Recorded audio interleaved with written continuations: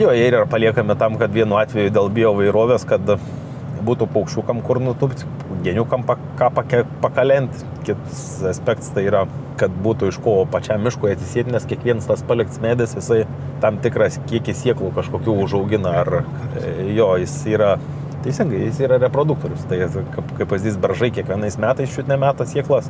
Tas pats ir kad ir su spygliuočiais ir su eglė. Vis tiek ne kiekvienais metais spygliuočių užaugin konkorėžius, bet kiek užaugin, tie konkorėžiai nukritę ant žemės, jie vis tiek patys užaugs savaime.